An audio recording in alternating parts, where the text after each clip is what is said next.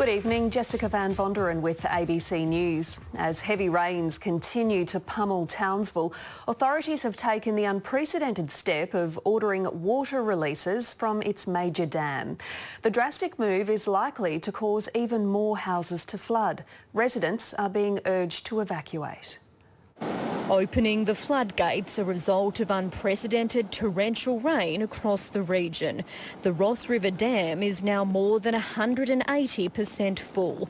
Authorities say they had little choice, even though it would risk flooding 90 more homes. We know that the Ross River has hit a new milestone in terms of outflows out into the ocean. The council has not taken this decision lightly, but it is the right decision. Police went door to door, urging residents in the firing line to get out.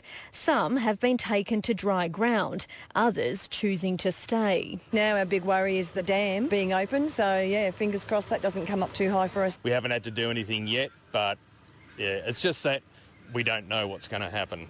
The drastic action preparation for more severe weather predicted across the weekend. In the supermarkets, there's little left on shelves. This is a 1 in 100 year flood. The vast bulk of the population will not have experienced this type of event in their lifetime. So far, crews have performed almost 30 rescues and dozens of houses are now damaged. The unprecedented rain triggered an early morning landslip at Wallaroo. South of the city, a bird's eye view captures the extent of the disaster at Garoo. Residents who were evacuated a few days ago from Bluewater are now enduring round 2. Wednesday it was up to here. So that was your first flood? That was our first flood. The last night it come up that high. Ralph Murphy's home is in shambles. His prized collection of model cars severely damaged. The muddy water rose within minutes, catching most off guard. I was just having a lorry lie down in the van and I heard water coming. I could hear a rush and I just got up and looked out the caravan door and it was just a raging river everywhere here. Nearly every property along this stretch of Bluewater has been impacted by the floods, and as residents try to start the clean-up, they're nervously watching the river, awaiting more rain predicted for this weekend.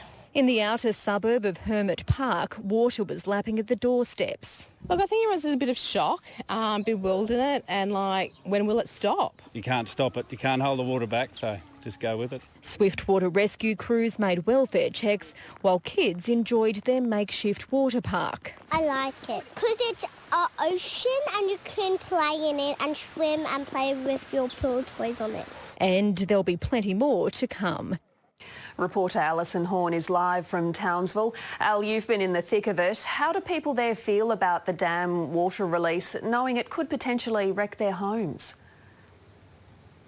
Well, Jess, I think most people here understand the need for this sort of drastic action, but in saying that, it really doesn't lessen the anxiety in such a stressful situation. Now, I'm in Railway Estate, which is one of the 6 suburbs that we're asked to evacuate today, and as you can see, these floodwaters around me are continuing to rise. High tide is still to come. That's in about half an hour or so. It's going to be a long and stressful night for the residents here.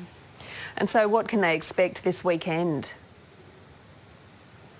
Well, we know that the Weather Bureau is predicting up to 250 millimetres of rain could still fall across this region over the coming few days. And it's not just here in Townsville City, it's also to the north and to the south. So emergency services have a massive area to keep an eye on. Now, in saying that, if that rain does eventuate, then this would become the worst flooding event in Townsville's history. Alison Horn in Townsville, thank you. Well, in the northwest, landowners are celebrating. More than 200 millimetres of rain has fallen in areas that have been battling drought for years. Many properties are now isolated. 15 tonnes of fresh produce is being flown into affected areas tomorrow. The waterfalls out west are a welcome relief. This torrent flowing northwest of Winton. Here we go, Beth. The rain has blocked roads and stopped traffic right up the Landsborough Highway. I've got a bit of fencing to do. The impact of the deluge is even more evident from the sky. This is the view over isolated properties south of Julia Creek. What has been parched land for years is now soaked. the result of more than 200 millimetres of rain since Tuesday. The locals really don't mind, they're celebrating. There's the Burnfell sign. And here's the roofie that we rescued. The rain that's flooded northwest Queensland is a godsend for drought-stricken farmers. Desperately needed. We're on severe water restrictions.